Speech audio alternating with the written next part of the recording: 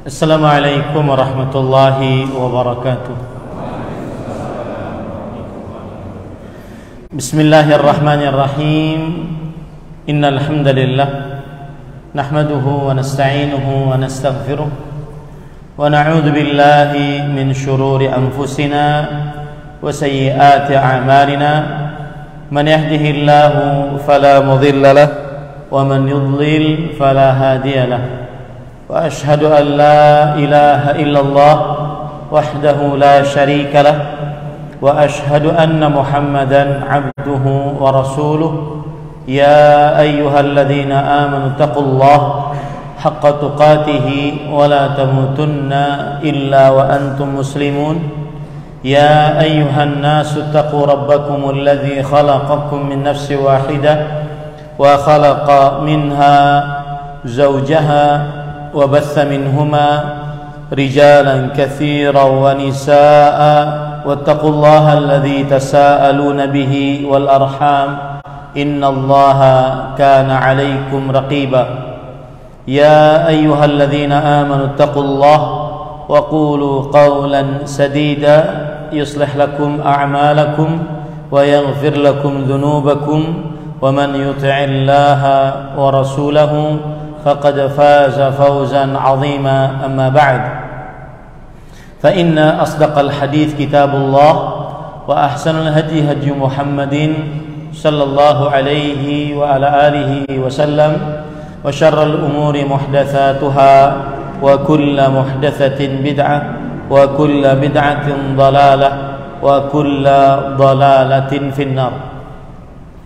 Alhamdulillah, kita bersyukur pada Allah Subhanahu wa ta'ala pada hari ini, hari Ahad pagi menjelang siang 22 Jumadil Akhirah 1444 Hijriah, bertepatan dengan 15 Januari 2023. Kita dimudahkan oleh Allah Subhanahu wa ta'ala untuk duduk bersama mengkaji ayat-ayat suci Al-Quran dan hadis-hadis Rasul sallallahu alaihi wa ala alihi wasallam dalam sebuah kajian Islam ilmiah tematik membahas tema sengsara di balik riya dan ujub.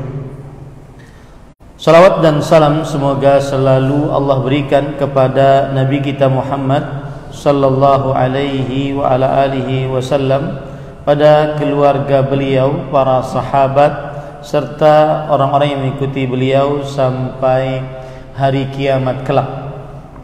Dengan nama-nama Allah yang husna dan sifat-sifatnya yang ulia, kita berdoa, Allahumma inna nas'aluka ilman nafi'an wa rizqan tayyiban wa amalan mutaqabbala. Allahumma amin. Ahibati fillah, afanillah wa iyyakum, kaum muslimin jamaah Masjid Solehawa yang saya cintai karena Allah. Semoga Allah Subhanahu wa ta'ala selalu memberikan afiat kepada kita di dunia dan di akhirat. Tema kita tema yang sangat penting karena beberapa sisi. Yang pertama, tema ini berkaitan dengan penghancur pahala ibadah. Sedangkan kita ini diperintahkan untuk beribadah kepada Allah. Tema kita berkaitan dengan penghapus pahala ibadah. Sedangkan kita ini diperintahkan untuk beribadah kepada Allah. Dan tentunya dari ibadah kita menginginkan pahala. Nah, ternyata ada yang menghapuskan pahala, yaitu riya dan juga ujub ini. Allah Subhanahu wa ta'ala berfirman di dalam Al-Quran surat Al-Baqarah ayat 264. Ya ayyuhalladzina amanu la tubtilu sadaqatikum bil manni wal adha kalladzi yunfiqu malahu ria'an nas wa la yu'minuna billahi wal yawmil akhir. Famathaluhu kamathali safwanin alaihi turabun fa asabahu wabilun fatarakahu salda la yaqdiruna ala syai'in mimma kasabu wallahu la yahdil qaumal kafirin. Wahai orang-orang yang beriman, janganlah batalkan pahala sedekah kalian dengan sikap mengungkit-ungkit pemberian dan menghardik orang yang diberi, seperti orang yang bersedekah dengan riya dan tidak beriman kepada Allah dan hari akhir. Maka perumpamaannya adalah seperti batu yang licin, di atasnya ada pasir, lalu setelah itu datang hujan, kemudian pasirnya habis, maka si batu ini tidak bisa mengumpulkan pasir-pasir kembali. Itulah perumpamaan orang yang beramal dengan riya, tidak ada pahalanya, hapus pahalanya. Kenapa? Karena dia beramal dengan riya.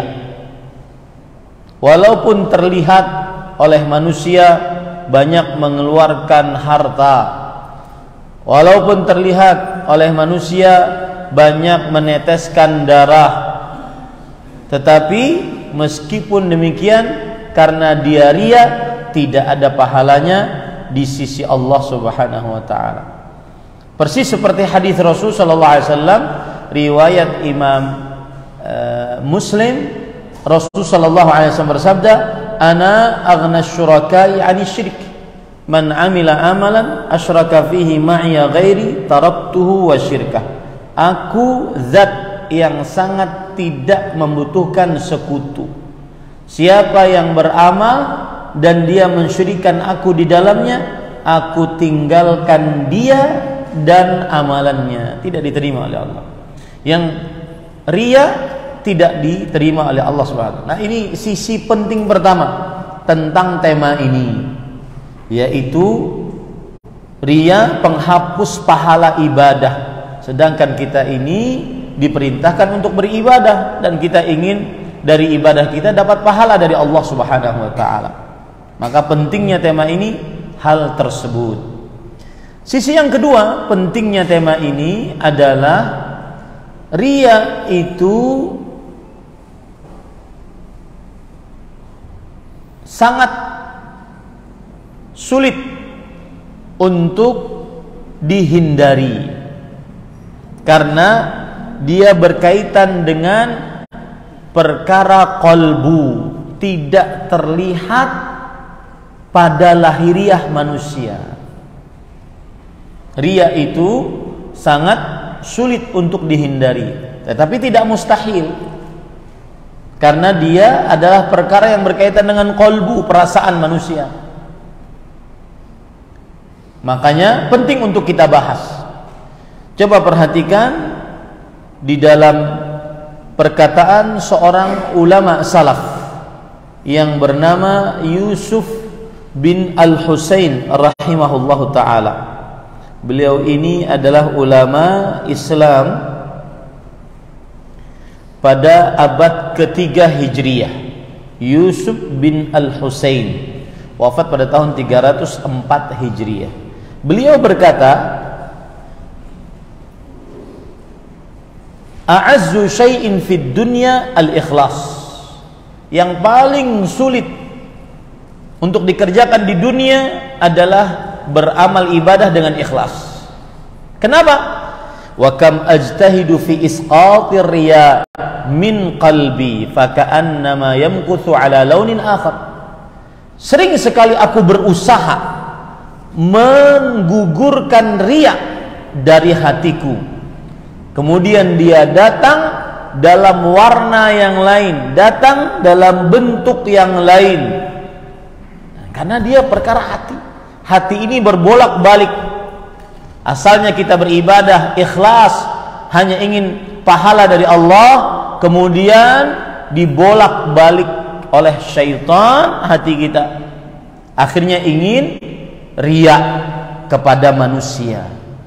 Nah, ini pentingnya masalah ini. Jadi pentingnya riya kita bahas karena dia penghapus pahala amal saleh. Yang kedua, karena dia adalah perkara hati, dan hati itu berbolak-balik. Hati itu berbolak-balik. Kemudian pentingnya riya ini yang ketiga adalah yaitu orang-orang yang beribadah kepada Allah Subhanahu wa taala mempunyai penyakit. Penyakitnya adalah riya. Jadi ahli ibadah, penyakit ahli ibadah adalah riya. Ahli salat, ahli puasa, ahli sedekah, ahli haji, ahli ilmu, ahli jihad, ahli baca Quran, penyakitnya adalah riya. Nah, di sini letak pentingnya. Jadi kalau kita berbicara riya, maka dia adalah penyakit ahli ibadah. Orang yang ahli maksiat jauh dari riya. Ya, orang ahli maksiat jauh dari riya. Tetapi ahli ibadahlah yang sering dia dihinggapi perasaan riya. Nah, ini 3 sebab mengapa kita membahas tema ini, pentingnya tema ini. Yang pertama, riya penghapus pahala amal saleh. Yang kedua, riya perkara hati, yang mana hati berbolak-balik. Yang ketiga, riya adalah penyakit para ahli ibadah. Oleh karenanya Rasulullah sallallahu alaihi wasallam beliau mengkhawatirkan para sahabat terhinggapi penyakit riya. Coba bayangkan, para sahabat yang imannya sangat tinggi dikhawatirkan oleh Rasulullah SAW terhinggapi penyakit riya. Dalam hadis yang diriwayatkan oleh Imam Ahmad dari Mahmud bin Labid radhiyallahu an, Rasul sallallahu alaihi wasallam bersabda, "Inna akhwafa ma akhafu alaikum syirkul asghar." Sesungguhnya yang paling aku khawatirkan atas kalian adalah syirik kecil. Lalu para sahabat bertanya, "Wa ma syirkul asghar ya Rasulullah?" Apa itu syirik kecil wahai Rasulullah sallallahu alaihi wasallam? Beliau menjawab, "Ar-riya." Beliau menjawab adalah riya. Dalam riwayat yang lain, "Inna akhwafa ma akhafu alaikum minal masihid dajjal asyirkul khafi." Sesungguhnya yang paling aku khawatirkan terhadap kalian di sini para sahabat, apalagi kita kalau begitu. Yang aku paling khawatirkan terhadap kalian dibandingkan kekhawatiranku kepada godaan Dajjal adalah syirik yang tersembunyi. Rasulullah SAW khawatir umatnya terperosok ke dalam syirik yang tersembunyi, lebih khawatir dibandingkan terperosok ke dalam godaan Dajjal. Dan kita tahu bahwa Dajjal adalah godaan yang paling sangat berbahaya di dunia. Dajjal mengaku Tuhan, Dajjal mampu menurunkan hujan, Dajjal memiliki surga dan neraka. Surganya Dajjal, nerakanya Allah, nerakanya Dajjal, surganya Allah. Dajjal bisa mengeluarkan apa yang ada di atas, di dalam muka bumi, di dalam bumi. Banyak orang yang tergoda dengan Dajjal, tapi ternyata ada yang lebih ditakutkan oleh Rasulullah SAW, umatnya tergoda dengannya, yaitu riya. Nah, ini para ikhwan yang dirahmati oleh Allah Subhanahu wa taala. Baik. Sekarang tema kita sengsara di balik riya dan ujub. Saya tidak akan sebutkan pembagian riya, ya, kemudian bahaya riya, dalil haramnya riya, tidak. Saya akan menyebutkan sengsaranya. Apa sih ruginya orang riya di dunia dan di akhirat? Tapi sebelum itu saya akan menyebutkan tentang pengertian riya. Apa sih pengertian riya? Perhatikan baik-baik para ikhwan yang dirahmati oleh Allah Subhanahu wa taala. Para ulama rahimahumullah taala mendefinisikan riya. Di antaranya saya akan bacakan perkataan dari Imam Al-Ghazali dalam kitab Ihya Ulumuddin. Kemudian juga Imam Al-Izz bin Abdissalam dalam kitab Maqasidus Syari'iyah li Huquqillah Azza wa Jalla. Kemudian Imam Asy-Syatibi dalam kitab Al-Muwafaqat. Mereka menafsirkan riya, mendefinisikan riya adalah an yudhiral insanu al-amala as-saliha lil akharin aw yuhassina 'indahum liyamdahuhu wa ya'dhuma fi anfusihim.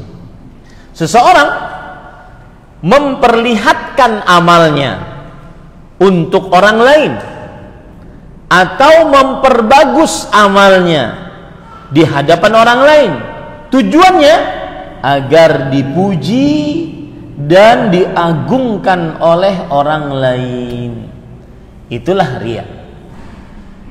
Seseorang memperlihatkan amalnya. Jadi praktek riya pasti ada terlihat amal, pasti memperlihatkan amal.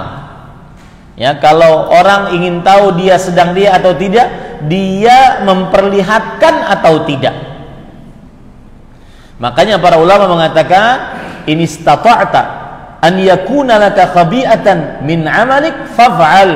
Jika engkau sanggup ada amalan yang engkau sembunyikan, maka lakukanlah. Karena konsepnya semakin rahasia semakin ikhlas. Semakin tersembunyi semakin jauh dari riya. Itu konsepnya. Karena riya adalah memperlihatkan amal. Riya adalah apa? Memperlihatkan amal.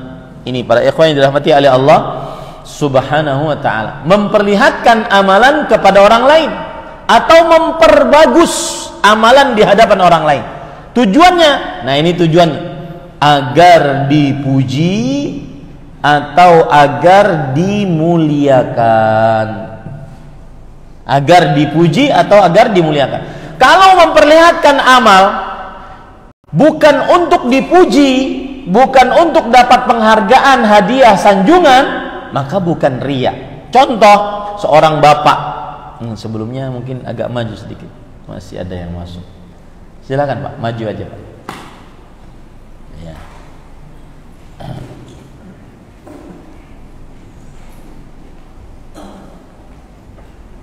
Ya. Kalau ada seorang bapak, ini sedikit kosong Pak. Seorang bapak baca Quran, memperlihatkan bacaan Al-Qur'annya di hadapan anak istrinya. Apakah riya? Jawabannya tergantung. Niatnya untuk apa? Jika untuk dijadikan contoh, suri tauladan, maka bukan riya. Dan anak sangat tergantung bapaknya dan orang tuanya secara umum. Ya, saya sedikit menyimpang ini tentang pendidikan anak. Pernah suatu ketika ada seorang ibu-ibu nanya kepada istri saya, tolong tanyain ke Ustadz, anak saya itu umur 5 atau 6 tahun. Tapi kalau dia sedang kesal, marah sama saya, dia mulai mengangkat suara, dia mulai manggil nama saya, dia mulai mengumpat, keluar binatang-binatang buas dari mulutnya. Ini sebabnya apa ya? Maka datang istri saya menanyakan. Saya bilang, tanyakan ke ibu itu, suaminya kalau lagi marah bagaimana? Maka ketika dibilang bahwa Ustadz bilangnya suami ibu kalau lagi marah bagaimana? Oh persis. Ini berarti dia belajar dari bapaknya bagaimana cara memarahi ibunya. Nah, kembali kita ke permasalahan dia. Jadi kalau seorang bapak dia beramal, baca Quran kah, baca buku yang bagus kah di hadapan orang anak istrinya, maka pada saat itu Tergantung apakah ria atau tidak, tergantung niatnya. Untuk dicontoh atau untuk dipuji. Ya, sama dengan sedekah. Sedekah itu boleh diperlihatkan, boleh disimpan, dirahasiakan. Makanya di media sosial kita tidak bisa menuduh orang, ya, misalkan, wah, buat konten doang nih, ya, konten sedekah, ria tuh pasti, nggak bisa dituduh. Karena asal hukum bersedekah, boleh bersedekah dengan diperlihatkan, tetapi disembunyikan lebih utama. Nah, tergantung niatnya, apakah ria atau tidak. Apa standarisasinya? Ingin dipuji atau tidak? Ingin dapat hadiah dari orang lain atau tidak? Ya, itu dia. Itu standarisasi, kita bisa mengidentifikasi ini perbuatan ria atau tidak. Bisa dipahami ini Bapak Ibu? Itulah pengertian ria, yaitu memperlihatkan amalan untuk orang lain atau memperbagus. Asalnya sholatnya biasa aja, kemudian Allah bertakdir datang calon mertua, kemudian dia perbagus sholatnya. Tujuannya apa nih? Ingin dipuji oleh dia atau ingin dapat hadiah. Hadiah ada 3, harta, tahta, wanita. Ini para ikhwan yang dirahmati oleh Allah Subhanahu. Itulah pengertian ria. Taib. Sebab ria sekarang ada 2. Sebab ria ada 2. Yang pertama adalah ingin dipuji oleh manusia. Ingin dapat sanjungan, ingin dapat pujian, ingin disebutkan namanya di papan tulis, ya. Makanya hati-hati kalau bersedekah, jangan sampai ketahuan. Lebih utama, karena lebih menjaga hati. Kadang ada sebagian bersedekah 5.000 disebutkan di depan masjid. Hari Jumat kan begitu ya. Ya. Maka lebih baik tidak perlu untuk diketahui oleh orang lain. Ini yang pertama. Sebab ria, ingin dipuji, ingin disanjung, ingin diangkat derajatnya, ingin dipuji oleh orang lain. Sebab yang kedua adalah sebagaimana sudah saya sebutkan, ingin dapat hadiah. Hadiah itu berupa harta, harta dalam bentuk apapun, uangkah, materikah, atau tahta, jabatan, atau wanita. Nah, coba perhatikan sekarang perkataan Imam Ibnu Qayyim Al-Jauziyah rahimahullah dalam kitab beliau Al-Fawaid.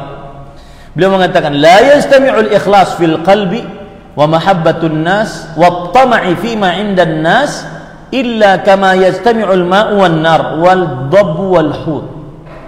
Tidak akan terkumpul di dalam hati seorang hamba keikhlasan. Ini tangan kanan saya, keikhlasan dengan suka pujian dan kecintaan terhadap apa yang ada pada tangan manusia. Gak akan ngumpul nih 2. Ikhlas dengan suka pujian dan suka hadiah, gak akan ngumpul. Kecuali seperti terkumpulnya api dengan air, gak akan pernah ngumpul. Ya, tidak akan pernah ngumpul. Ini para ikhwan yang dirahmati oleh Allah. Kemudian lalu timbul pertanyaan, bagaimana biar hilang riaknya? Maka caranya menghilangkan 2 sebab riak tadi. Nah, kalau kita sudah tahu sebab riak tadi 2, kita bisa menganalisa diri kita sedang riak atau sedang ikhlas. Kita bisa menganalisa. Ingin pujian atau ingin dapat hadiah? Antara 2 itu. Ya, ingin pujian dari manusia, ingin dapat hadiah dari manusia. Kalau dia ingin pujian Allah, kalau dia ingin dapat hadiah pahala dari Allah, maka berarti ikhlas. Maka berarti ikhlas. Sekarang, bagaimana cara agar jika kita sedang dimasuki riya, karena dia datang Pak, dia itu datang ya, apalagi manusia kan berbolak-balik hatinya. Pas lagi sholat, dan Rasulullah SAW menyebutkan tentang sholat, ada rianya. Pas lagi sholat, masuk riya, ingin dipuji, ingin disanjung ya. Maka bagaimana cara menghilangkan ingin dipuji ini? Bagaimana cara menghilangkan ingin dipuji? Saya bacakan. Para ikhwan yang dirahmati oleh Allah Subhanahu wa taala, kata Imam Ibnu Qayyim rahimahullah, wa amma az-zuhdu fi ats-tsana wal madh fayashulu 'alaika 'ilmuka annahu laysa ahadun yanfa'u madhu wa yazid. Adapun agar kita tidak ingin dipuji oleh manusia, inginnya hanya dipuji oleh Allah, maka caranya mudah.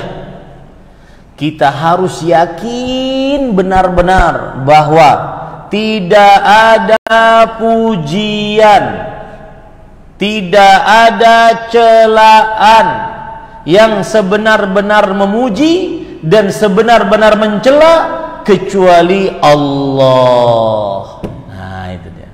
Adapun pujian manusia relatif. Ya. Si fulan dipuji. Pada saat yang bersamaan dicela. Baik orang yang memujinya, mencelanya, atau orang lain yang mencelanya. Saya beri contoh ya. Kisah. Ada sahabat Nabi asalnya seorang Yahudi dan pemimpin Yahudi, namanya Abdullah bin Salam.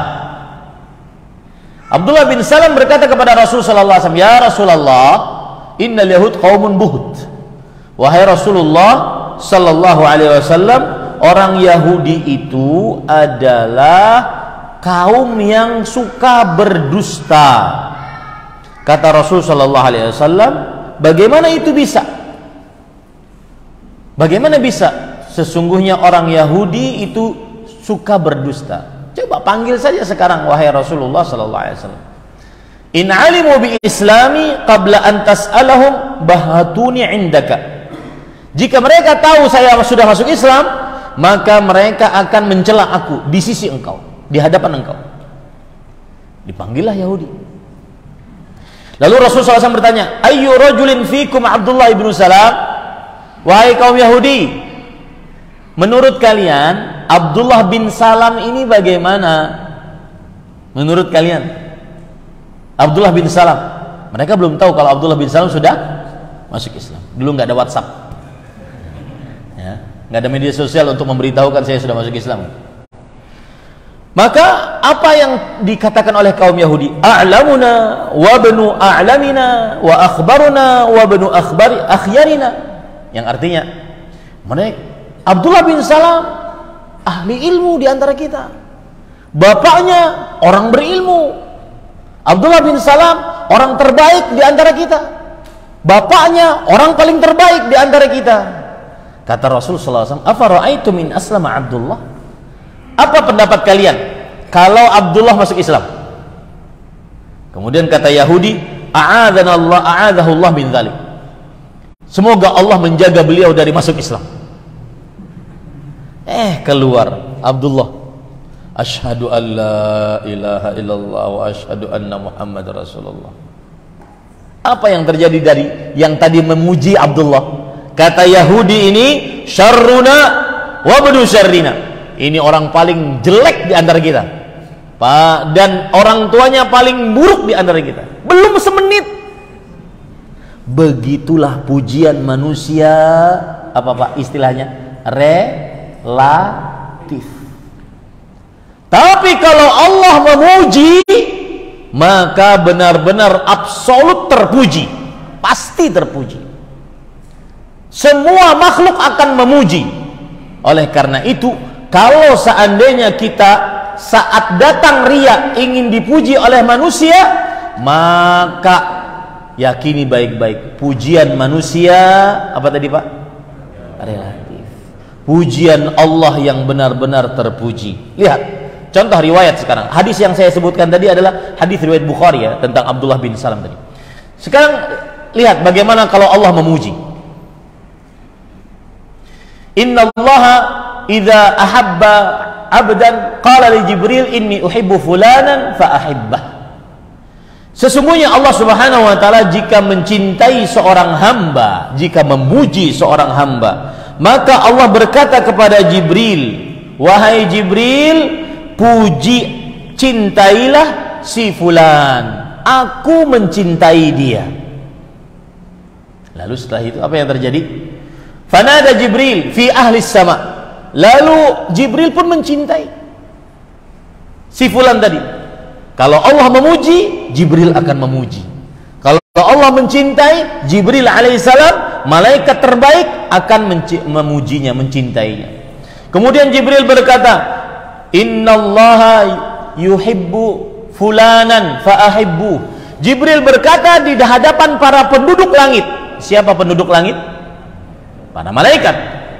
Wahai para malaikat, Allah mencintai si fulan, cintailah dia, pujilah dia. Fayuhibbuhu ahlus sama. Maka akhirnya para malaikat pun memujinya. Thumma yudha'u lahul qabulu fil ahlil ardh. Lalu para penduduk bumi menyukai orang tersebut.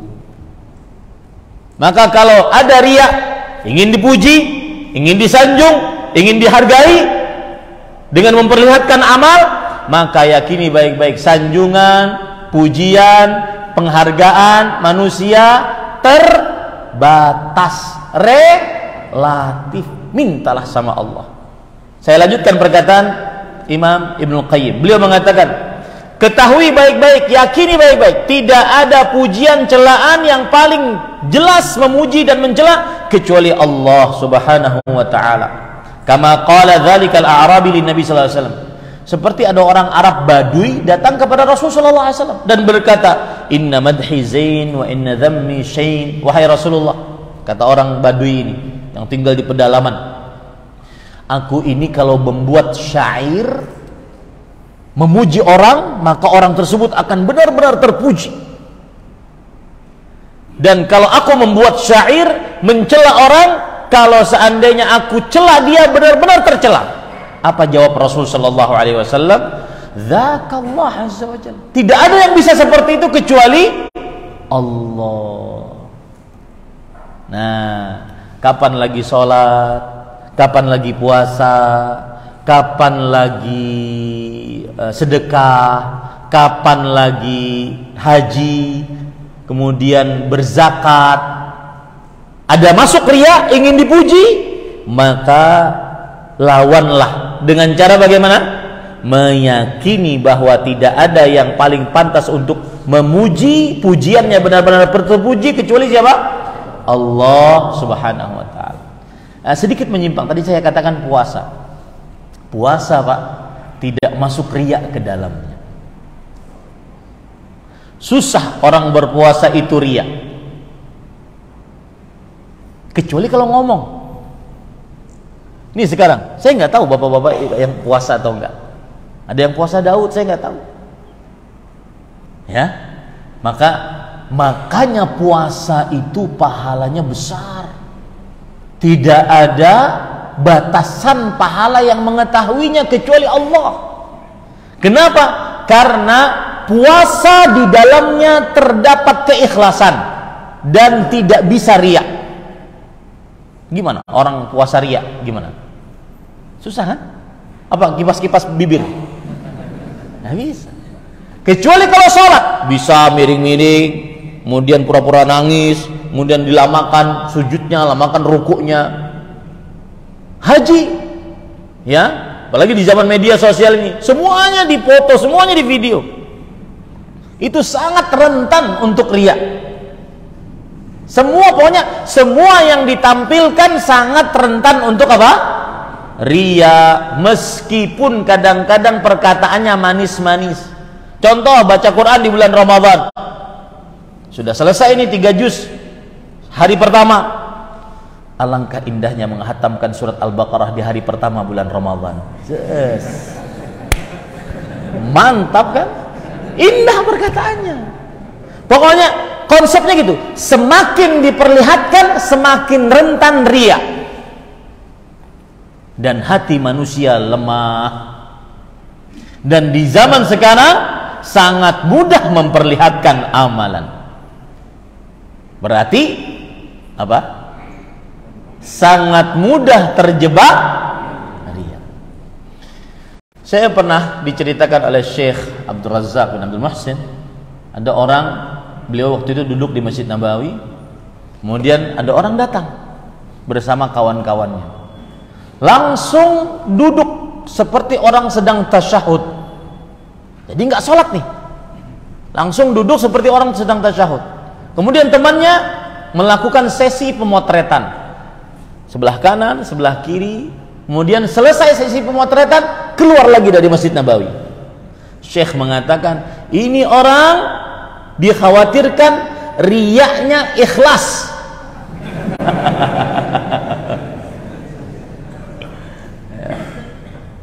Ini para ikhwan yang dirahmati oleh Allah Subhanahu wa taala. Jadi saya akan bacakan perkataan bahwa puasa nggak masuk riya. Dan itu bukan dari saya perkataannya. Perkataan para ulama rahimahumullah. Di antaranya Imam Al-Qurtubi mengatakan, "Lamma kanatil a'mal yadkhuluha riya." Ketika amalan-amalan masuk ke dalamnya riya. Kenapa? Karena beramalnya dilihat orang. Was-shaum la yattali'u 'alaihi bi mujarradi fi'lihi illa Allah. Maka puasa tidak ada yang mengetahui amalan seseorang sedang berpuasa atau tidak kecuali siapa? Allah. Berkata lagi Imam Ibnul Jauzi, jami'ul ibadat tadhharu bi fi'liha wa qalla an yaslama min ma yadhharu min syauq bi khilafi as-shaum. Seluruh amal ibadah saat mengamalkannya pasti diperlihatkan. Salat, haji, sedekah, zakat, berjihad, baca Quran, berzikir, berdoa, pasti terlihat saat mengamalkannya. Maka sedikit yang selamat dari riya. Berbeda dengan puasa, karena tidak ada yang mengetahui si fulan puasa, si fulan tidak puasa kecuali siapa? Allah. Makanya jangan nulis status sedang puasa Senin Kemis. Ya, karena Anda sudah aman nih, tidak ada yang tahu. Tapi ketika sudah gembar-gembor maka menjadi riya. Baik. Kemudian sebab yang kedua riya tadi apa? Ingin dapat hadiah. Bagaimana mengobatinya? Perhatikan baik-baik. Kata Imam Ibnu Qayyim Al-Jauziyah rahimahullahu taala, beliau mengatakan, wa amma dhabhu at-tama' fayashulu 'alaika 'ilmuka yaqinan annahu laysa min syai'in yutma'u fihi illa wa biyadillahi wahdah khazainuh la yamlikuha ghairuhu. Adapun kalau seorang lagi beramal ibadah kemudian dia riya, ingin dapat hadiah, dapat uang, dapat harta, tahta, wanita, maka caranya paling mudah adalah harus yakin betul di dalam hati. Apa saja yang kita inginkan dari manusia sampai ke kita tidak akan pernah sampai kecuali dengan izin siapa? Allah. Maka mintalah kepada Allah. Idza sa'alta fas'alillah. Rasul sallallahu alaihi wasallam bersabda, jika engkau minta tolonglah kepada Allah Subhanahu wa taala. Nah, ini penyebab riya. Kemudian dua cara tadi untuk menghilangkan penyebab riya tadi. Coba kita ulangi sebagai ringkasan. Penyebab riya ada berapa? Dua. Yang pertama, ingin dipuji. Ya, silakan introspeksi diri masing-masing saat kita beramal. Azan, khutbah, ceramah sekarang. Ya, ingin dipuji enggak? Kemudian yang kedua apa? Ingin dapat hadiah. Taib. Sebab yang pertama, bagaimana cara menghilangkannya? Meyakini bahwasanya pujian manusia relatif. Pujian siapa yang paling absolut? Allah. Cara yang kedua, penyebab yang kedua apa? Ingin dapat hadiah. Caranya agar hilang riyanya. Semua yang diinginkan dari hadiah-hadiah yang ada di tangan manusia tidak akan pernah sampai kepada kita kecuali dengan izin Allah Subhanahu wa ta'ala. Dengan begitu seseorang akan terlepas dari riya. Tapi bagaimanapun berat. Ini ngomongnya mudah nih, prakteknya susah. Karena Pak, kita itu ingin dihargai. Kita itu ingin ada hasil. Itu manusia tuh. Makanya sedekah itu susah. Makanya Rasulullah SAW bersabda, was-shadaqatu burhan. Sedekah itu adalah bukti keimanan. Kenapa? Karena kalau kita bersedekah, misalkan ini 50.000 saya punya uang, kemudian saya sedekahkan 10.000, yang ada dalam benak kita, yang kita lihat dengan mata kepala kita, sisa uang kita berapa? 40.000. Padahal uang kita yang sebenarnya adalah yang tadi nih, 10.000 kali 10 kali 700 kalikan berlipat-lipat. Nah, itu manusia itu sukanya memang ada imbalan. Makanya ikhlas sulit, riya mudah, karena manusia suka ada imbalan. Ya, kalau ada imbalan baru dikerjakan. Kalau nggak ada imbalan nggak dikerjakan. Dan imbalannya harus dilihat langsung. Sahal bin Abdillah At-Tasturi rahimahullah, seorang ulama salaf, ketika ditanya ayyu syai'in azzu 'ala nafs, apa yang paling berat untuk engkau lakukan, beliau mengatakan al-ikhlas. Ikhlas, kebalikan dari riya. Kenapa? Li'annahu laisa laha fihi nasib. Karena orang kalau ikhlas kadang tidak terkenal, Pak. Kalau ikhlas kadang nggak terkenal, nggak masuk YouTube, nggak didaftar sebagai ustadz sunnah, nggak ada. Itu saya tahu tuh yang membuat itu daftar ustadz sunnah. Sebelum dia keluarkan, dia ngomong dulu ke saya, Ustadz boleh enggak? Saya bilang jangan dikeluarkan. Nah, antum kan baru saya ceritakan nih. Ternyata masih dikeluarkan juga. Ya, susah itu. Akhirnya keasikan dengan ketenaran nih, padahal ilmunya, ibadahnya nggak ada apa-apa. Paham para ikhwah? Jadi ikhlas sulit, riya mudah. Kenapa? Karena manusia sifatnya memang suka imbalan. Harus ada imbalan. Harus namanya tercatat. Paling pertama. Minimal namanya hamba Allah. Lalu dia kisah, tuh hamba Allah tuh yang 50.000 itu saya. Ya. Taib. Nah, itu baru pendahuluan. Pendahuluannya sudah 45 menit. Ya. Taib. Tema kita adalah sengsara di balik riya. Ini belum ujub ya, belum ujub. Tema kita sengsara di balik riya dan ujub. Apa sengsaranya? Catat baik-baik. Yang pertama, para ikhwah yang dirahmati oleh Allah Subhanahu wa ta'ala,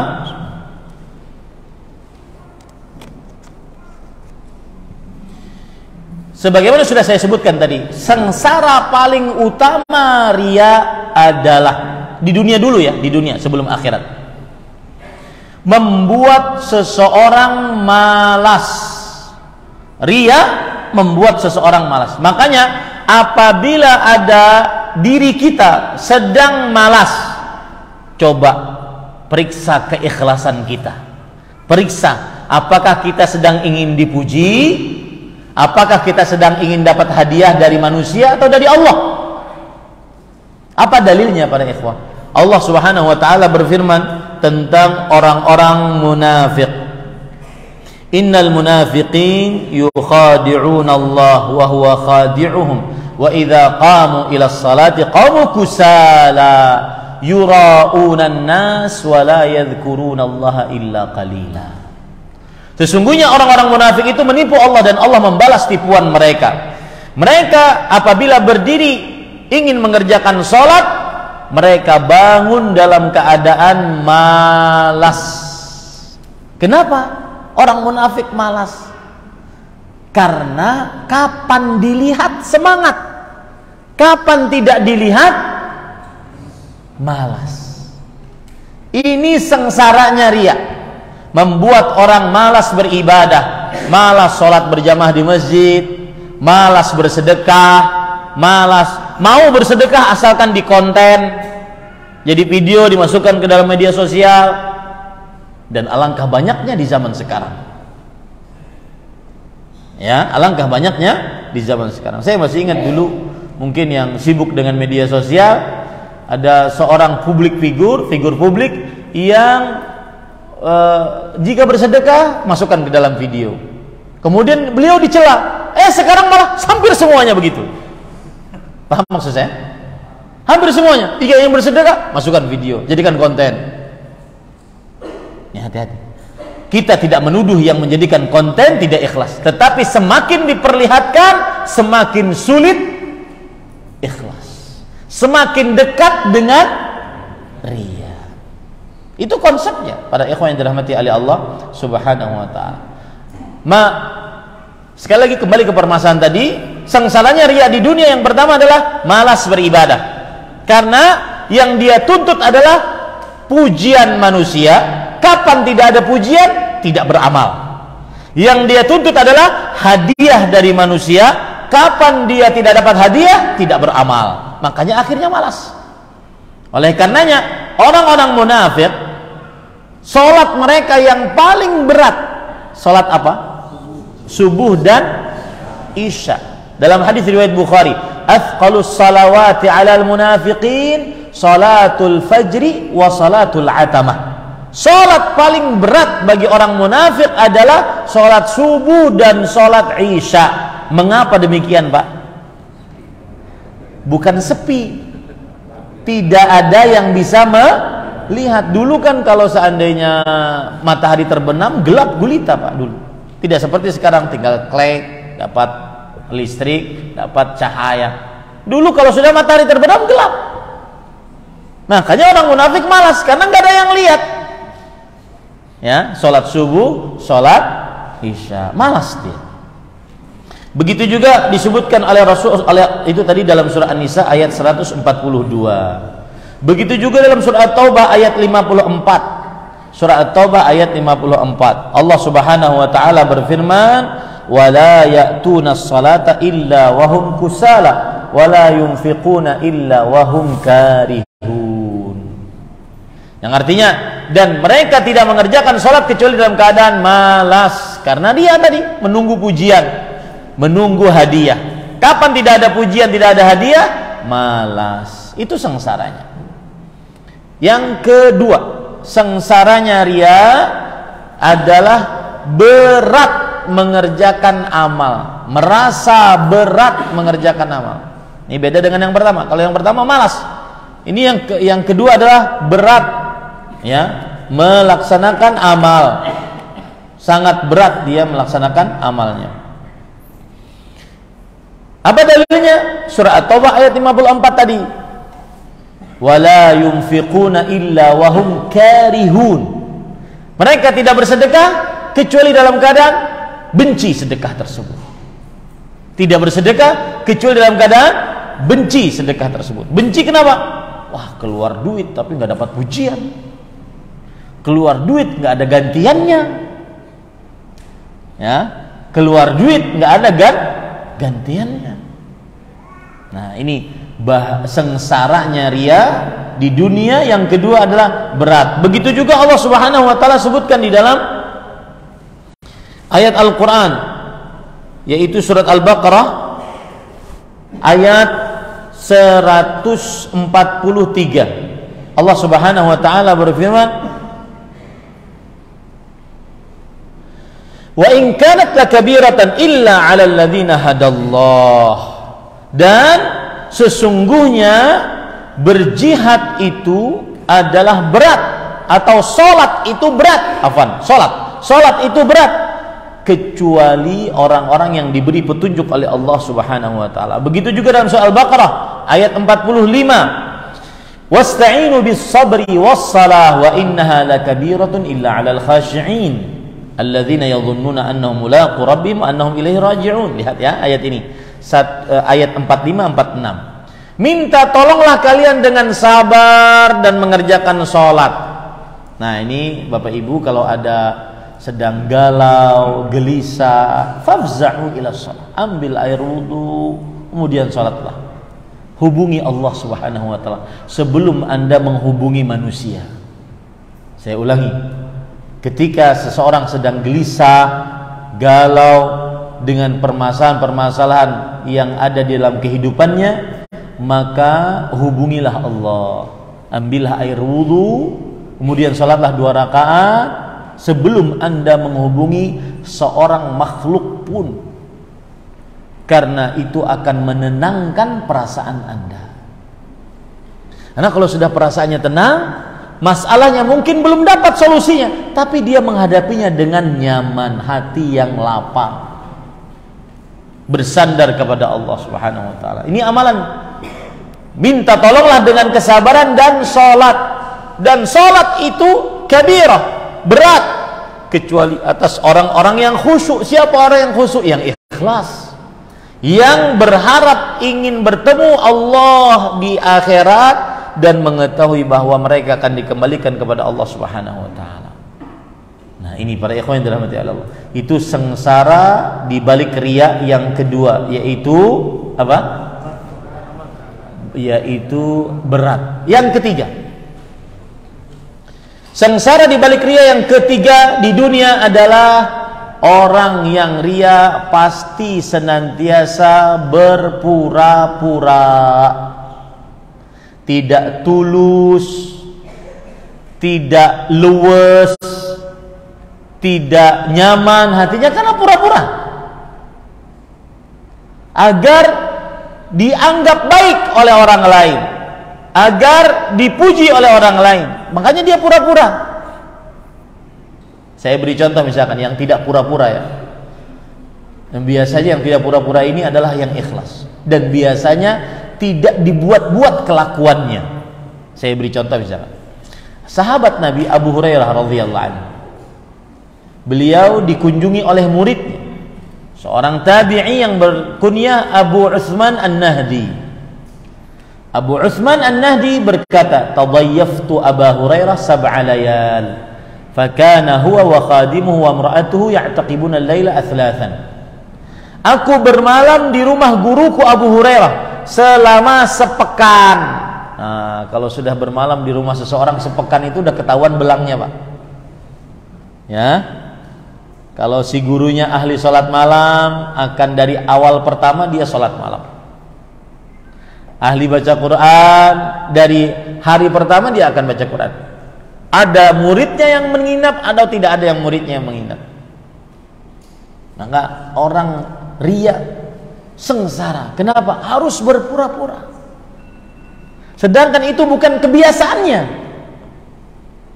Ya, sedangkan itu bukan kebiasaannya. Makanya makanya Abu Utsman An-Nahdi mengatakan tadi, aku bermalam di rumah Abu Hurairah selama sepekan. Aku lihat selama sepekan itu Abu Hurairah radhiyallahu anhu membagi malam menjadi 3 bagian untuk sholat malam. Sepertiga malam pertama beliau sholat malam, sepertiga malam kedua pembantunya sholat malam, sepertiga malam ketiga istrinya sholat malam. Jadi orang yang ikhlas tidak berpura-pura. Sengsaranya riya adalah berpura-pura karena bukan amalannya. Dalam hadis Rasul sallallahu alaihi wasallam bersabda, "Al-mutasyabbi' bima lam yu'ta kalabisi thawbai zur." Yang artinya seorang yang berpura-pura mengerjakan sesuatu, berpenampilan sesuatu seperti memakai 2 topeng. Ya, 2 topeng. Dan yang seperti ini banyak terjadi ke dalam orang-orang yang mengaku ahli agama. Ada kisah, ada seorang alim besar mempunyai anak. Anaknya tidak alim. Lalu orang alim ini pergi keluar kota, entah itu berhaji, berumrah, saya lupa. Lalu si anak ini diperintahkan oleh orang tuanya agar menjadi penggantinya. Kata si anak, saya tidak berilmu. Bagaimana saya menjawab pertanyaan-pertanyaan orang? Kata si bapak, mudah saja. Setiap kali orang bertanya, engkau mengatakan di dalam permasalahan ini terjadi khilaf di antara ulama. Setiap kali ditanya, di dalam permasalahan terjadi khilaf di antara para ulama. Ada yang mengatakan begini, ada yang mengatakan begini. Suatu ketika ada jamaah yang memperhatikan, kok jawabannya begitu terus. Apa yang terjadi? Maka yang cerdas ini bertanya, si jamaah yang cerdas ini, afillahi syakkun, apakah tentang keberadaan Allah ada keraguan-raguan?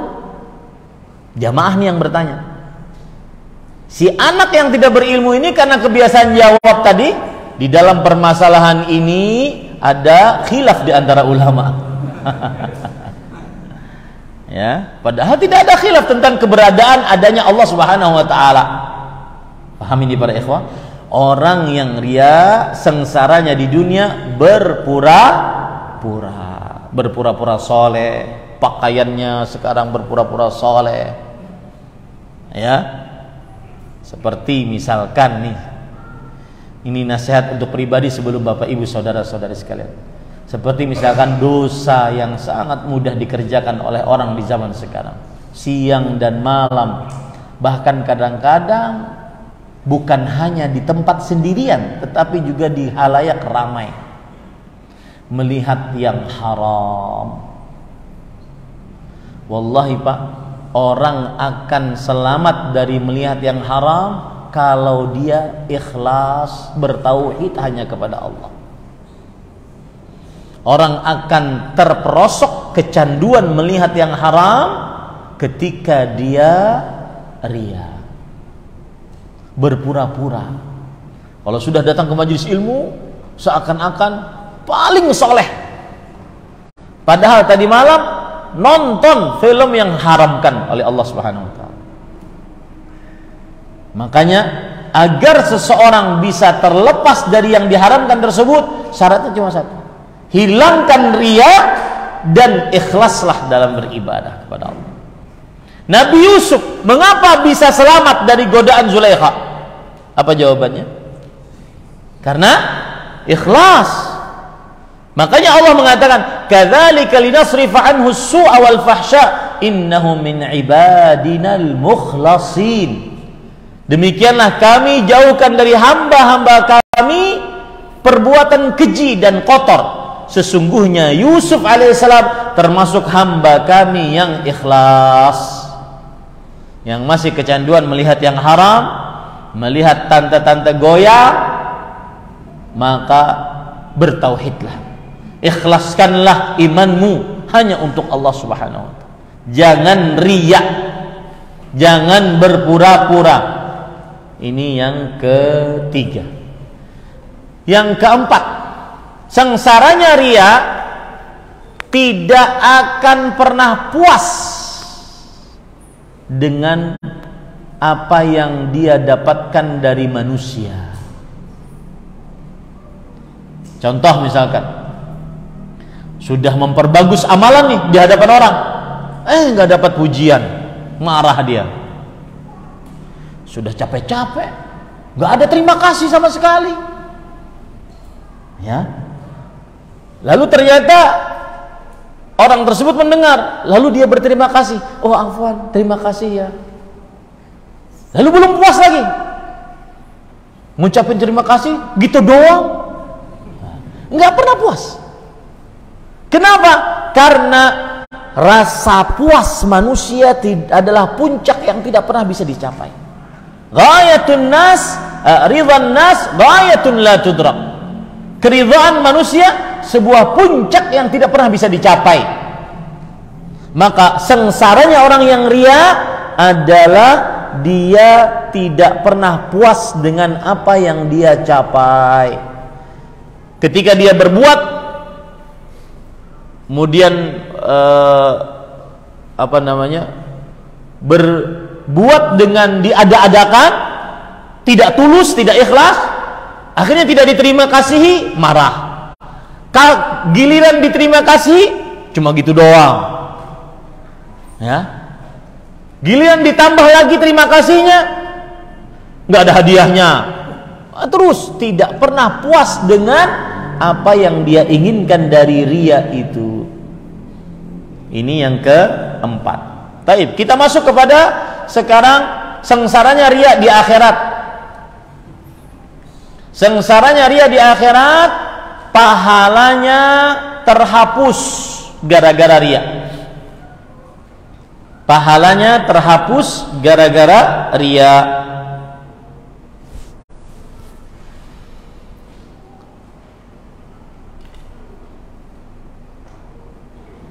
Sebentar.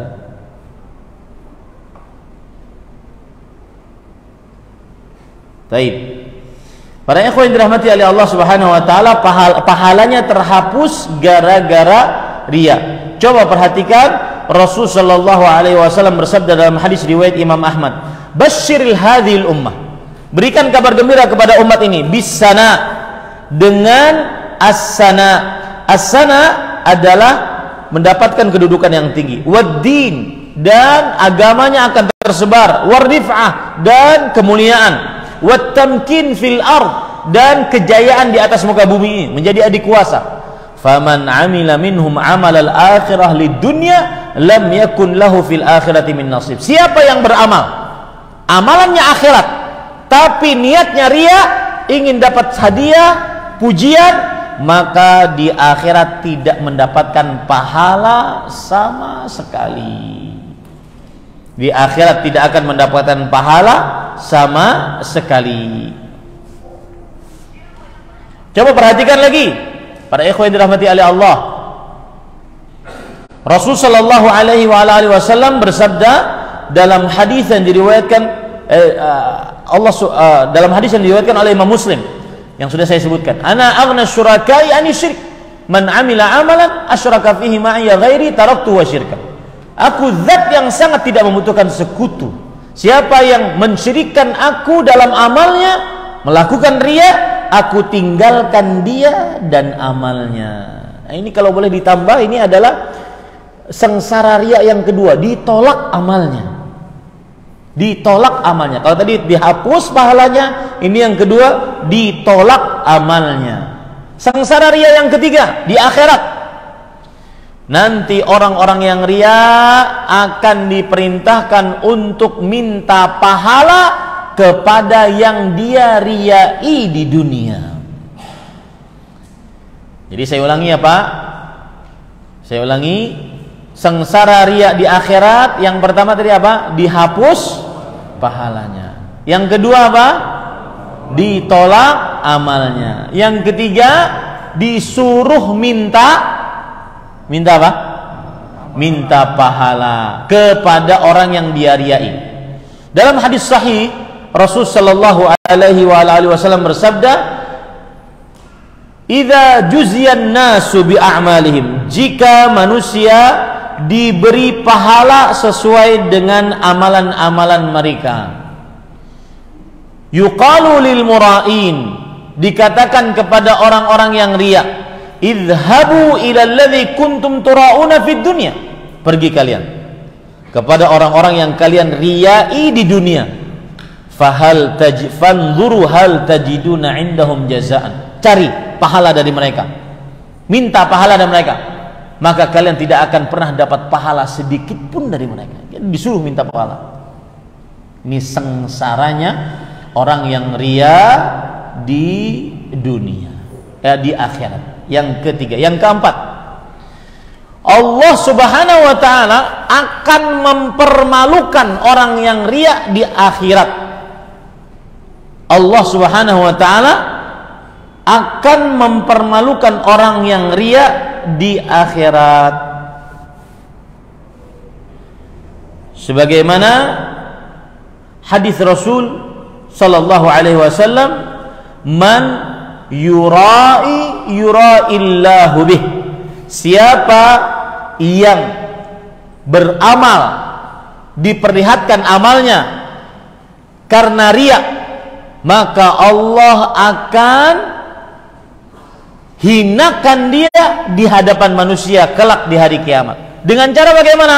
Allah akan katakan kepada seluruh manusia, hei kalian, ya, kalian orang-orang yang melihat orang ini adalah ahli ibadah, ternyata dia ria, dipermalukan oleh Allah kelak di hari kiamat. Diberitahukan bahwasanya dia ada beramal karena ria. Yang kelima, yang terakhir, sengsara di balik ria adalah orang yang pertama kali akan dibakar di dalam neraka jahanam, orang yang beramal ibadah karena ria. Orang yang pertama kali dibakar dalam neraka jahanam adalah orang yang beramal ibadah karena ria. Sebagaimana hadis Rasul sallallahu alaihi wasallam, awwalu ma yuqda anhu yaumal qiyamah, sesungguhnya yang pertama kali akan dihisap dan dimasukkan ke dalam api neraka pada hari kiamat adalah rajulun ustushhid, seseorang yang berjihad di jalan Allah. Lalu ditanya, madza amilta, apa yang kau kerjakan? Orang ini mengatakan, qataltu fik, aku berjihad di jalan engkau. Allah lebih tahu amalan hati orang tersebut. Allah mengatakan, kadzabta walakinnaka qatalta liyuqala jari, engkau berdusta, engkau berjihad agar dikatakan sebagai pemberani. Fasuhiba ala wajhi fa ulqiya finnar, ditarik wajahnya, jadi kakinya yang ditarik dan wajahnya yang terseret, lalu diceburkan ke dalam neraka jahanam. Ini yang pertama kali. Yang kedua, rajulun ta'allama al-ilma wa qara'a al-Qur'an, orang yang belajar ilmu agama, menghafal Al-Quran, lalu ditanya, madza amilta, apa yang kau telah kerjakan? Ta'allamtul ilma li ajlik, aku belajar ilmu untukmu.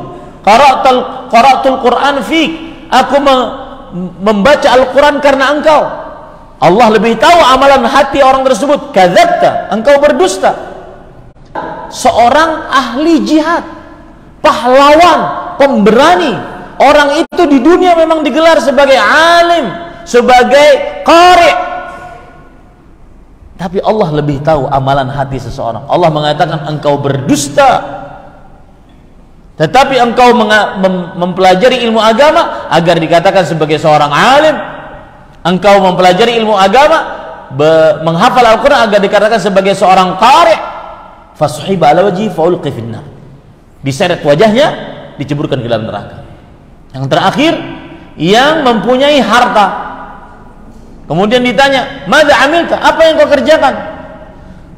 Ma min sabil, tidak ada jalan yang engkau suka aku bersedekah di dalamnya kecuali aku bersedekah di dalamnya. Tidak ada jalan, tidak ada sarana yang engkau suka aku bersedekah di dalamnya kecuali aku suka bersedekah di dalamnya. Dan kemudian dia sudah dapat gelar tersebut, dermawan, ringan tangan, ya, kemudian pemurah, disebut oleh manusia. Tetapi Allah lebih mengetahui. Kata Allah, kadzabta walakinnaka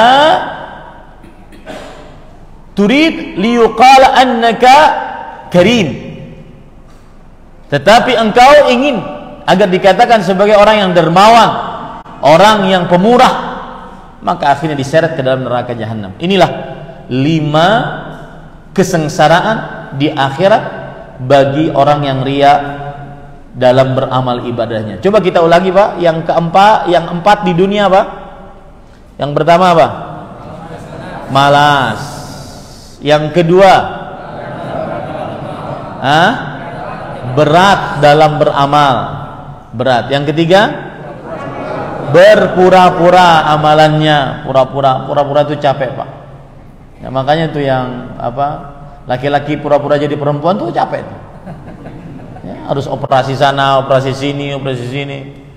Ya, sudah dosa besar.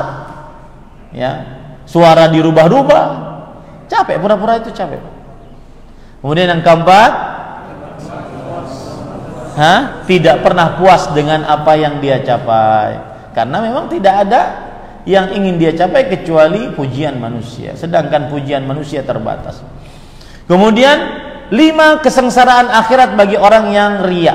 Yang pertama, amalannya terhapus. Yang kedua, amalannya ditolak. Yang ketiga, suruh minta pahala kepada orang yang ia riai. Saya pernah punya cerita menarik ini, tentang ini. Jadi ketika saya sebutkan hadis itu, kan hadisnya berbunyi gini, saya baca lengkapnya ya. Idza juziyan nasu bi a'malim yuqalu lil mura'in idhabu ila alladhi kuntum tura'una fi fahal tajiduna indahum jazaan. Jika orang-orang sudah diberikan pahala masing-masing sesuai dengan amal ibadahnya, maka akan dikatakan kepada orang-orang yang riya, pergilah kalian kepada orang-orang yang kalian riyai, maka apakah kalian akan mendapatkan pahala dari mereka? Ada yang nyeletuk, dapat Ustaz. Kalau dia pergi ke saya kasih pahala saya Ustaz. Ini nggak paham maksudnya ini berarti. Ya, maksudnya adalah orang-orang yang riya tersebut sebagai hukumannya dia disuruh untuk minta pahala kepada makhluk. Kira-kira dapat nggak? Kenapa? Karena masing-masing memerlukan pahala untuk masuk dalam rahmat Allah, masuk surganya Allah Subhanahu wa taala. Yang kelima apa?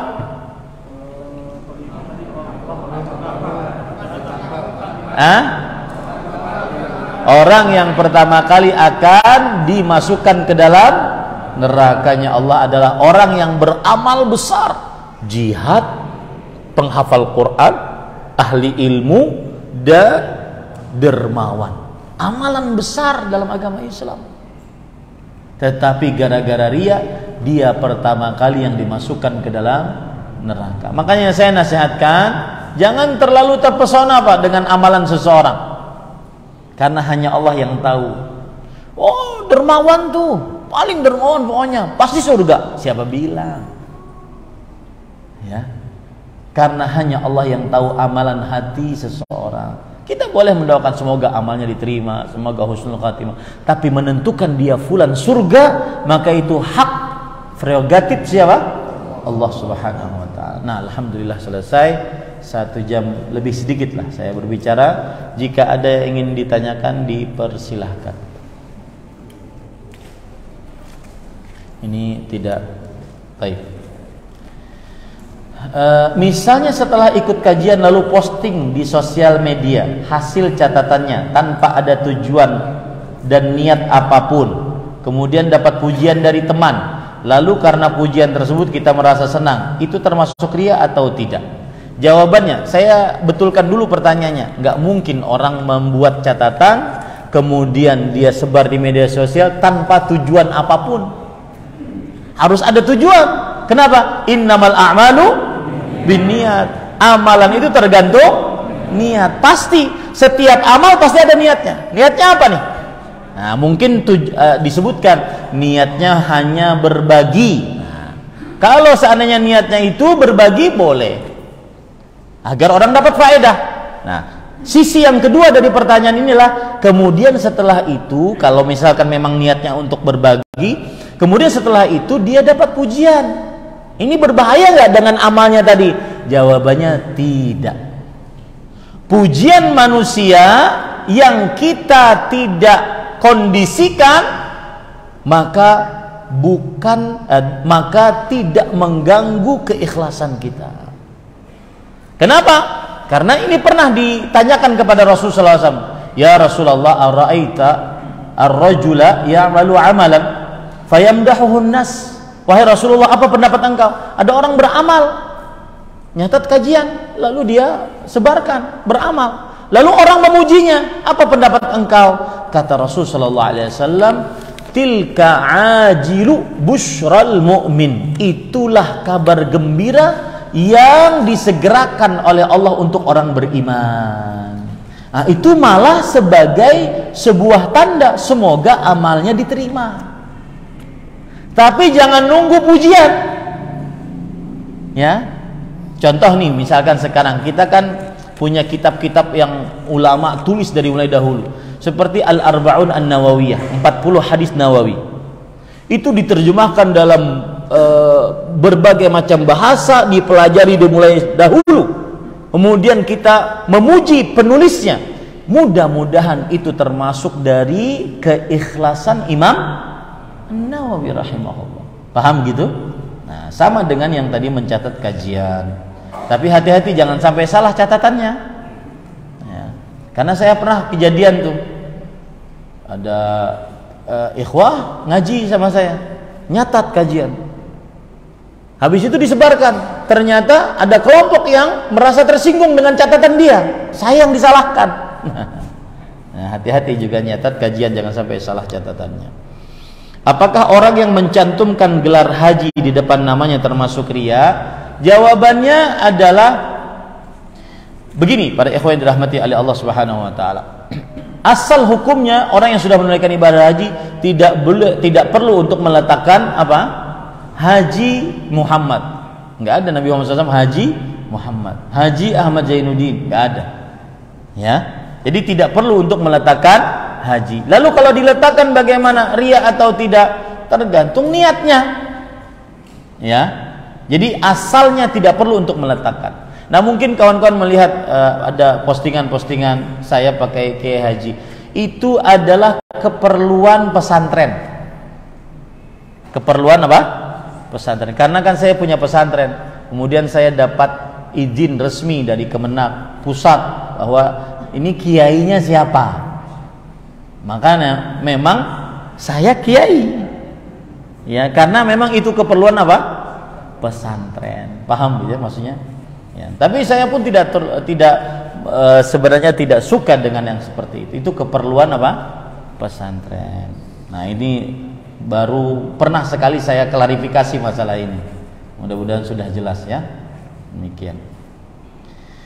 Tentang masalah riya, kalau kita sedang berpuasa sunnah, terus kita bertamu ke rumah orang dan disuguhkan makanan, lalu saya bilang sedang puasa, apakah termasuk riya kita? Maka jawabannya tergantung niat.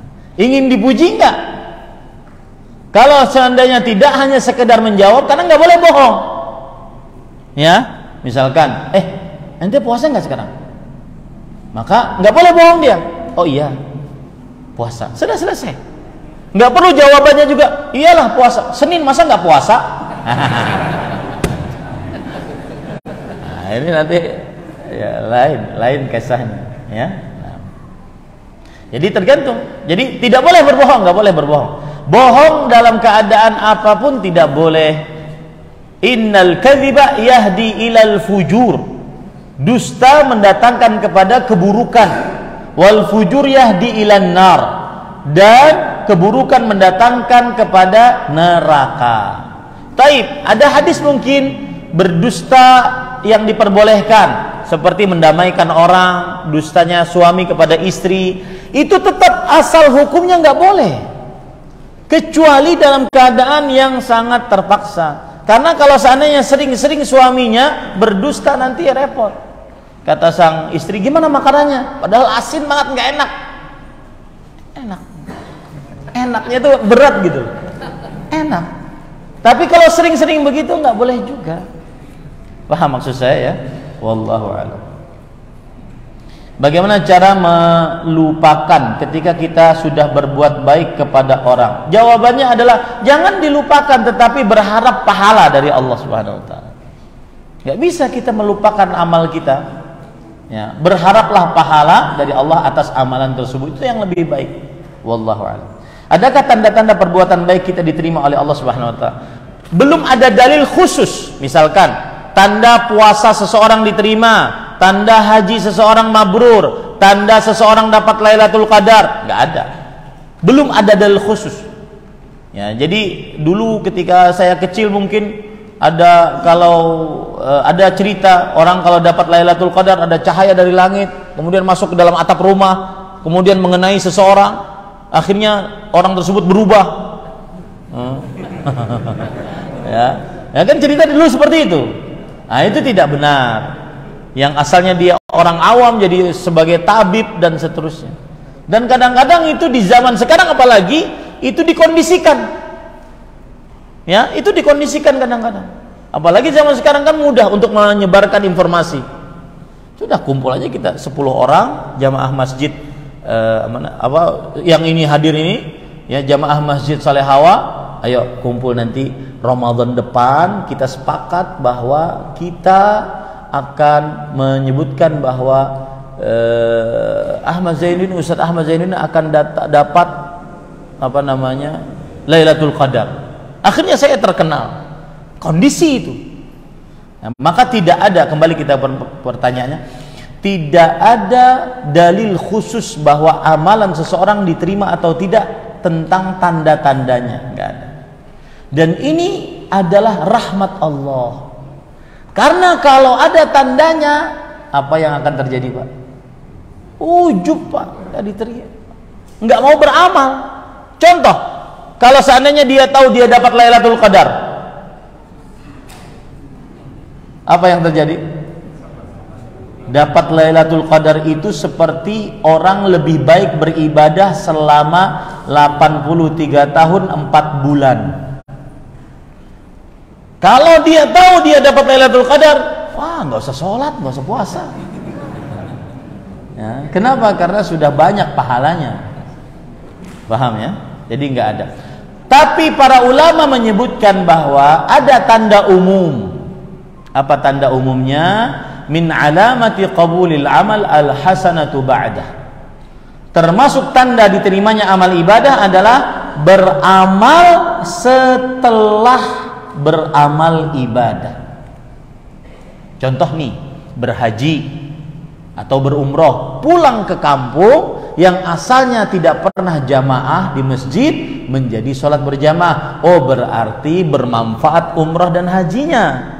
Karena di umrah dan hajinya dididik untuk sholat berjamaah. Nah, ini tanda secara umum, tanda rinci nggak ada. Wallahu a'lam. Bagaimana bila sedekah mengambil foto yang diberikan untuk laporan ke donatur? Boleh saja ini untuk laporan, tidak mengapa. Tapi harus dijaga niat. Apa yang kita ucapkan ketika kita mendapatkan pujian? Ucapkan seperti yang diucapkan oleh Abu Bakar As-Siddiq radhiyallahu anhu. Beliau mengatakan ketika dipuji bahwa beliau mengatakan Allahumma inni a'udzubika ya Allah, maknanya ya saya lupa bahasa Arabnya. Aku berlindung denganmu ya Allah dari apa yang telah mereka ucapkan untukku. Dan aku berharap kepadamu ya Allah lebih baik dari apa yang mereka kira terhadapku. Nah, ya. Khairan mimma Allahumma inni a'udzubika mimma Allahumma ighfirli mimma yaqulun waj'alni khairan mimma yadhunnun. Ya Allah, ampuni aku atas apa yang telah mereka pujikan kepadaku, dan jadikan aku lebih baik dari apa yang telah mereka pujikan untukku. Nah, itu perkataan dari Abu Bakar As-Siddiq radhiyallahu anhu bisa dipakai. Beda pamer dengan riya. Tolong jelaskan niat dan riya. Gini, pamer itu condong kepada ujub. Ujub itu apa, Pak? Merasa memiliki sesuatu yang tidak dimiliki oleh orang lain. Ini sengsara di balik riya dan ujub ya. Ujubnya belum kita bahas ya, nanti insya Allah. Ujub itu merasa memiliki sesuatu yang tidak dimiliki oleh orang lain. Dan ujub biasanya ingin menyombongkan diri. Ujub biasanya ingin pamer. Jadi pamer itu adalah hasil daripada ujub. Ya.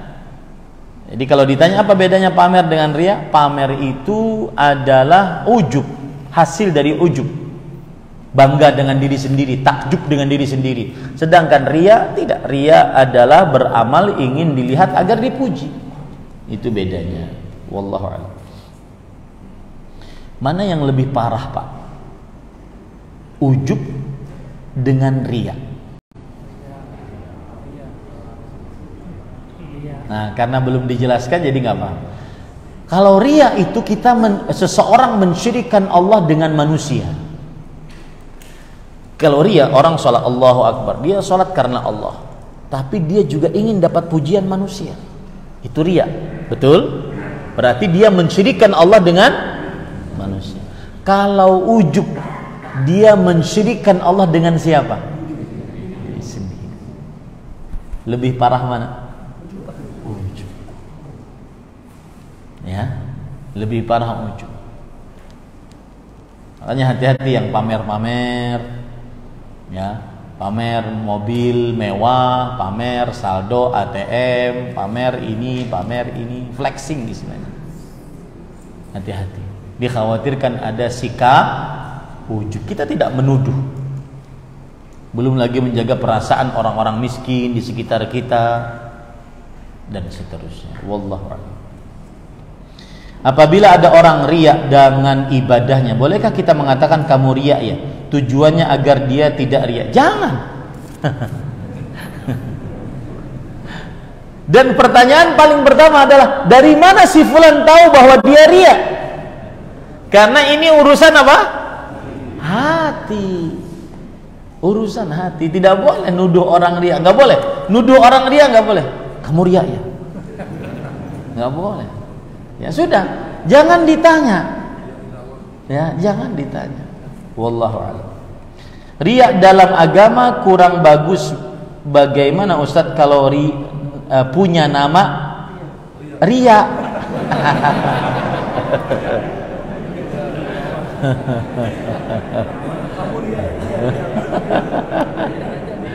Kamu riya ya? Iya, nama saya Riya. Maka jawabannya asal hukum nama mubah selama tidak mendatangkan konotasi yang buruk. Nah, Ustadz namanya Riya boleh diganti nggak? Nggak perlu diganti. Karena kan Riya mungkin dia senang, Riya gembira atau sebenarnya semisal dengan itu. Ya. Ada sebagian kawan-kawan kadang-kadang nitip minta nama. Ustadz, tolong saya dianugerahi anak, tolong namanya Ustadz. Nama untuk anak saya. Oh siap, tapi saya pesan ya Ustadz, carikan nama yang islami. Oh siap. Kalau bisa namanya islami dan nyentrik. Apa maksudnya nyentrik? Jarang manusia bernama dengannya. Oh ada, Ifrit.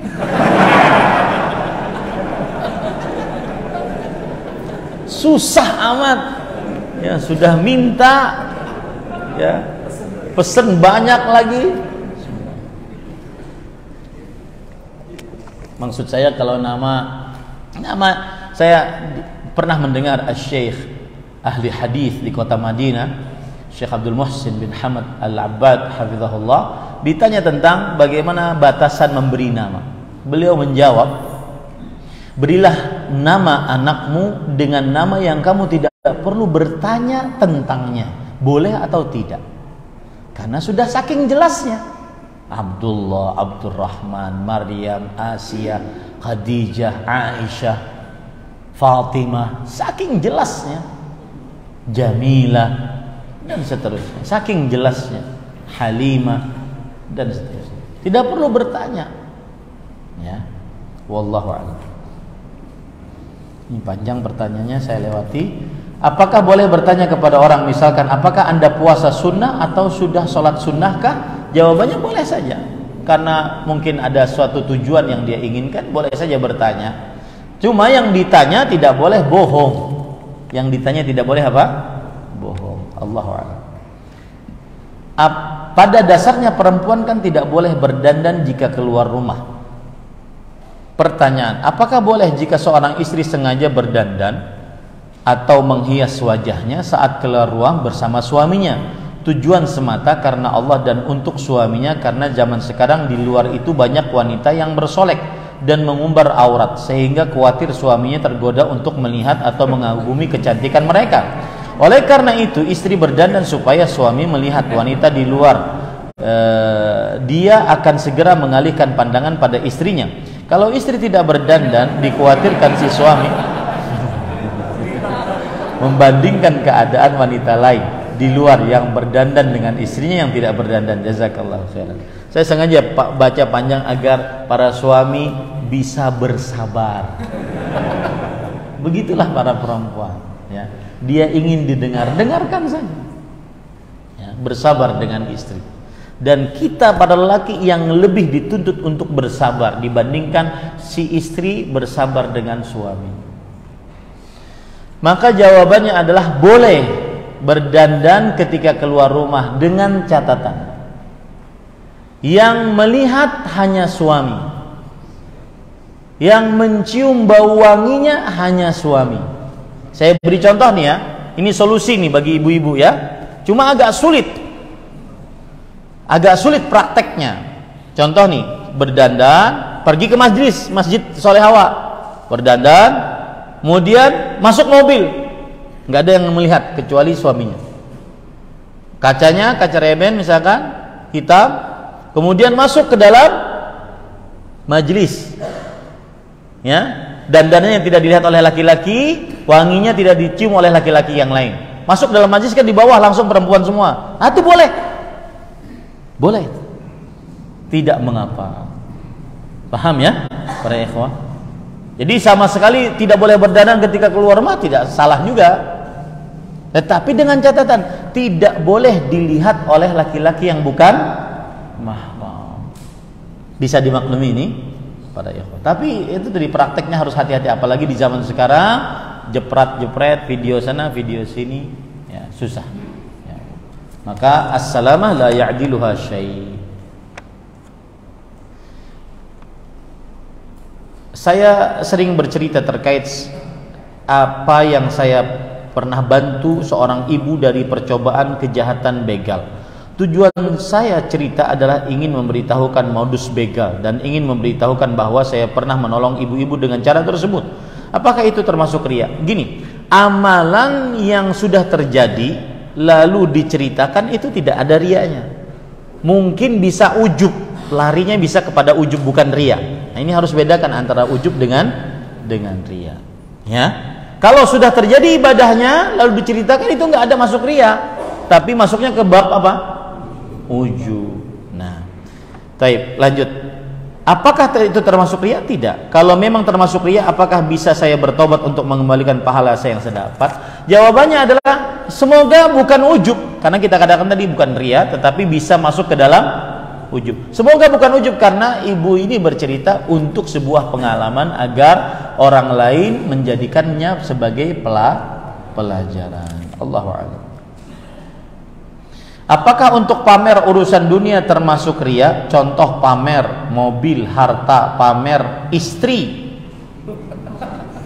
Sama. Ingat ya, pamer itu larinya ke bab apa? Ujub, bukan riya. Ya. Apakah pahala yang hilang karena riya, apakah akan kembali jika orang tersebut bertaubat? Jawabannya iya. Iya, jika dia bertobat, beristighfar kepada Allah, maka akan kembali pahala. Illa man taba wa amana wa amila amalan shalihan fa ulaika yubaddilullahu sayyi'atihim hasanat wa kana Allahu ghafurur rahim. Kecuali yang bertobat, beriman, beramal saleh, maka merekalah orang-orang yang digantikan dosanya dengan pahala. Wallahu a'lam. Amalan atau doa apakah yang bisa menghilangkan riya dan ujub? Jawabannya adalah ada hadis Rasul, doa untuk diikhlaskan ibadah. Allahumma inni a'udzubika an usyrika bika wa ana a'lam wa astaghfiruka lima la a'lam. Ya Allah, aku berlindung denganmu dari mensyirikkanmu dalam keadaan aku menyadarinya, dan aku berlindung denganmu dari mensyirikkanmu dalam keadaan aku tidak menyadarinya. Wallahu a'lam. Bagaimana hukum ikut lomba azan atau baca Al-Quran yang dapat hadiah? Asal hukumnya boleh, karena itu untuk kepentingan agama Islam, asalkan hadiahnya bukan dari peserta, hadiahnya dari panitia, ya boleh.